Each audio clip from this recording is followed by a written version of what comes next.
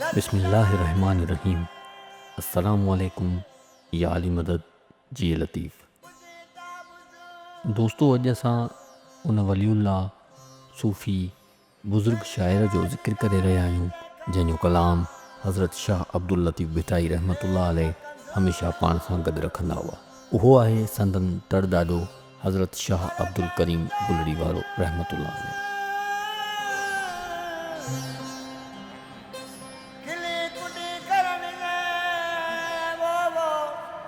संदन विलादत बासआदत 1538 हिजरी में सैयद लाल मोहम्मद शाह जे घर मतियारीअ में थी।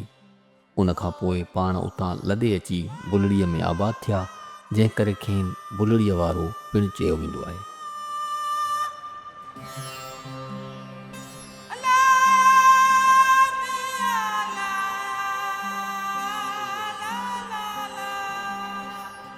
संदन वालिद जी वफ़ात खां पोइ संदन वालिदा ऐं संदन भाउ सैयद जलाल शाह, जेको पाण हिकु आरिफ़ ऐं अल्लाह वारो हो, खेनि निपायो।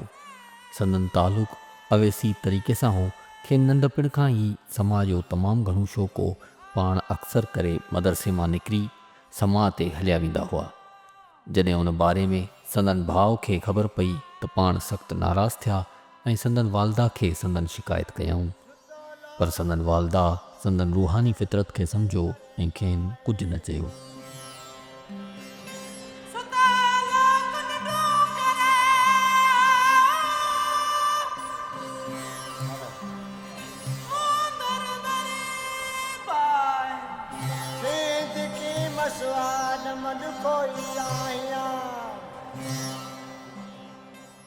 जेसि ताईं संदन भाउ सैयद जलाल शाह ज़िंदा हो, तेसि ताईं करीम साईं घर जी ज़िमेदारियुनि खां आज़ादु हुआ। पाण सख़्तु मुशक़त वारी ज़िंदगी बसर कंदा हुआ। बनी काहींदा, घर जा कमकार कंदा हुआ।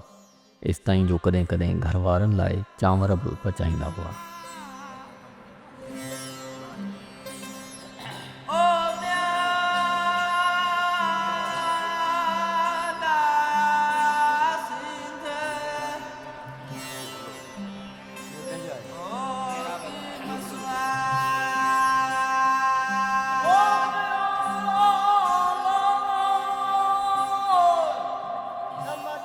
पाण तमामु घणो सैरो सफ़र बि कयऊं, जंहिं दौरान पाण इंडिया जे शहर अहमदाबाद ताईं विया ऐं उते जी समाजी महफ़िलुनि में शिरकत कयऊं। हिकिड़े भेरे जो ज़िक्र आहे त पाण समाजी महफ़िल में मशगूल हुआ त संदन वॾे भाउ खेनि उतां खणी अची काज़ी जे अॻियां पेश कयो, जंहिं संदन निकाह पढ़ायो। पाण समाज जा तमामु वॾा क़दरदान हुआ। जॾहिं बि महफ़िल मां उथंदा हुआ त कवाल खे कुझु न कुझु ज़रूरु ॾींदा हुआ। हिकु दफ़े जॾहिं वटनि कवाल खे ॾियण लाइ कुझु बि न हो त पाण पंहिंजी कमीज़ मुबारक लाहे कवाल खे ॾेई छॾियऊं।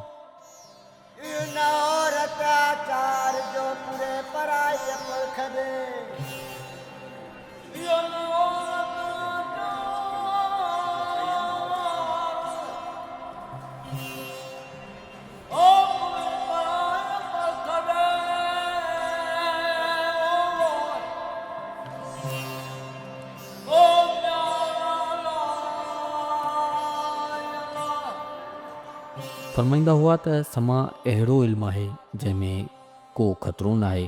पाण जॾहिं समाजी महफ़िल में हूंदा हुआ त तमामु मुरीदनि खे चवंदा हुआ त समा में मशगूल रहो ऐं उन दौरान कंहिंखे बि को कमकार न चवंदा हुआ। पाण राति जो अगरि समा शुरू कंदा हुआ त उहा सुबुह ताईं जारी रहंदी हुई ऐं पाण सॼी राति समा में गुज़ारींदा हुआ। चवंदा हुआ त समा अल्लाह ताईं पहुचण जो आसान रस्तो आहे। पाण हमेशह समा ऐं ज़िक्र जी महफ़िलुनि में गुज़ारींदा हुआ। पंहिंजी ज़िंदगी जे आख़िरी ॾिहाड़नि में ईअं चवंदा हुआ, माण्हू दुनिया जा ॿिया हुनर सिखिया, पर असां समा खां सवाइ कुझु न सिखियो। बहरहाल, सिंध में सूफ़ियाना समा जी रिवायत जेका करीम साईं वटि मिलंदी हुई, उनखे संदन तड़पोटे हज़रत शाह अब्दुल लतीफ़ भिटाई रहमतुल्लाह अलैह निहायत मुनज़्ज़म तरीक़े सां जारी रखियो, जेका अॼु ताईं जारी उसारी आहे।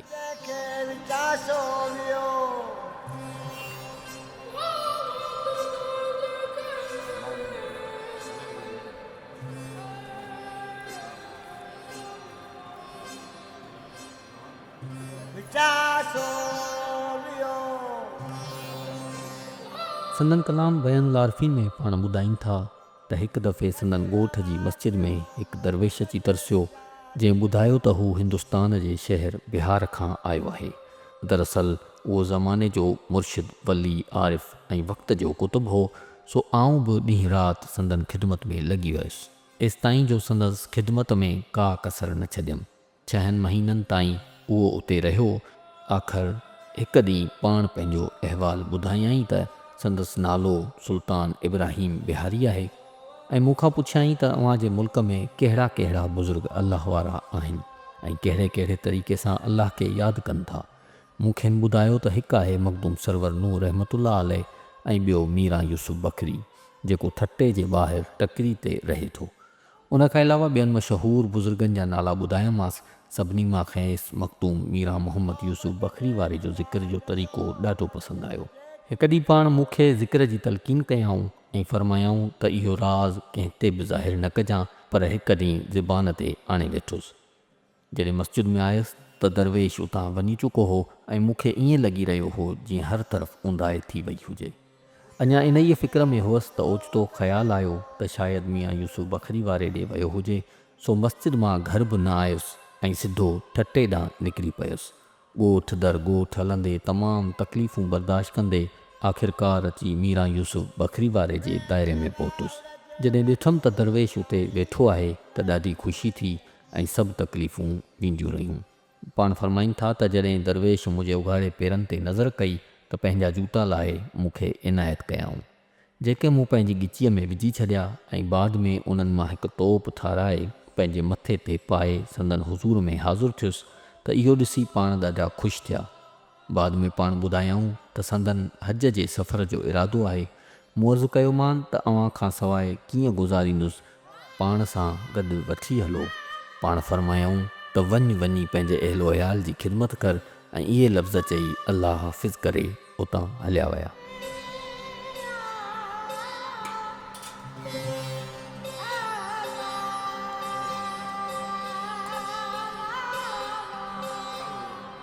करीम साईं इन खां अलावा हज़रत मीरा यूसुफ बखरी रहमतुल्लाह अलैह मखदूम आदम समेजो रहमतुल्लाह अलैह सां पिणु सोबत में रहिया, पर खेनि हज़रत मखदूम सरवर नूह रहमतुल्लाह अलैह सां ख़ासि अक़ीदत हुई ऐं बाद में संदन चवण ते ई बुलड़ी में आबाद थिया। पाण फरमाईंदा हुआ त फ़क़ीर खे घटि खाइणु, घटि सुम्हणु ऐं घटि ॻाल्हाइणु घुरिजे। फ़क़ीर खे हमेशह कारो लिबास पाइणु घुरिजे। फ़क़ीर खे कॾहिं बि पेर डिघा करे न सुम्हणु घुरिजे। फरमायूं त करामतुनि सां त काफ़िर बि मुरीद थी वेंदा आहिनि, पर असुलु मुरीद उहो आहे जेको बग़ैर कंहिं करामत जे इख़लास रखे। संदन कलाम पाक खे बयानुल आरिफ़ीन व तंबीहुल गाफ़िलीन चयो वेंदो आहे। खेनि औलाद में 8 पुट ऐं 3 धीअरूं हुयूं। पाण 7 ज़िलक़ैद 1032 हिजरी ते बुलड़ी में वफ़ात कयाऊं। मीर अब्दुल हुसैन सांगी पंहिंजी किताब लताइफ़ लतीफ़ी में लिखे थो त हिकु दफ़े हज़रत शाह अब्दुल लतीफ़ भिटाई रहमतुल्लाह अलैह पंहिंजे फ़क़ीरनि सां गॾिजी पंहिंजे तड़ ॾाॾे जी मज़ार ते हाज़िरी लाइ आया। तॾहिं करीम साईं जो रोज़ो मुबारक न हो। संदन मज़ार कुझु वणनि जी छांव में हुई। लतीफ़ साईं रहमतुल्लाह अलैह जिन खे ख़्यालु थियो त संदन रोज़ो तामीर कराइजे, पर उन में इहो मसइलो हो जो ख़ुदि करीम साईं खे इहो मंज़ूर न हो। इन करे जॾहिं बि कंहिं मुरीद या अक़ीदतमंद संदन रोज़ो तामीर कराइण जी कोशिशि ते कई त कंहिं न कंहिं मुसीबत में मुब्तला ते थियो। पर लतीफ़ साईं रहमतुल्लाह अलैह जिन पंहिंजी करामत सां संदन इजाज़त हासिल करे वरिती ऐं पाण उते दरगाह शरीफ़ ऐं उन सां गॾु 3 गुंबदनि वारी मस्जिद शरीफ़ तामीर करायूं। उन दौरान पाण लॻातार 2 सालनि ताईं उते रहिया ऐं दरगाह शरीफ़ जे कम जी ख़ुदि निगरानी कयाऊं। इन ई अरसे में पाण मुल्तान शरीफ़ जो सफ़र कयाऊं ऐं उतां खां काशीअ जूं ख़ूबसूरत सिरूं वठी अची रोज़े ते नसब करायूं।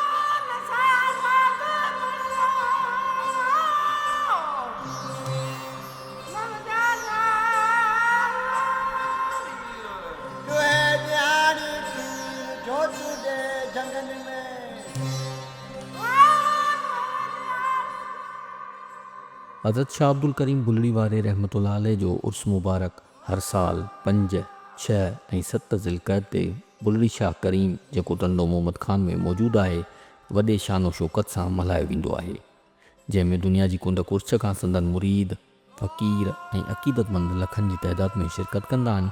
उर्स जे दौरान राति तोड़े ॾींहुं शाह जो राग जारी रहंदो आहे। समाज जी रस्म अदा कई वेंदी आहे।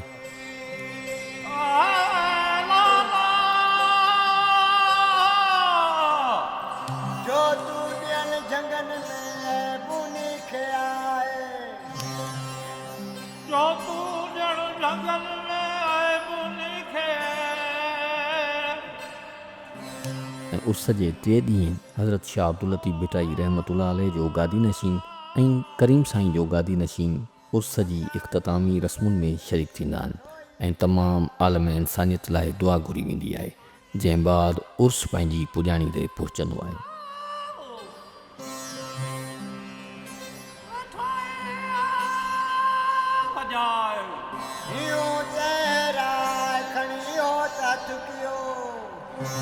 दोस्तों, उम्मीद आहे तव्हांखे असांजी ही नंढड़ी कोशिशि पसंदि आई हूंदी।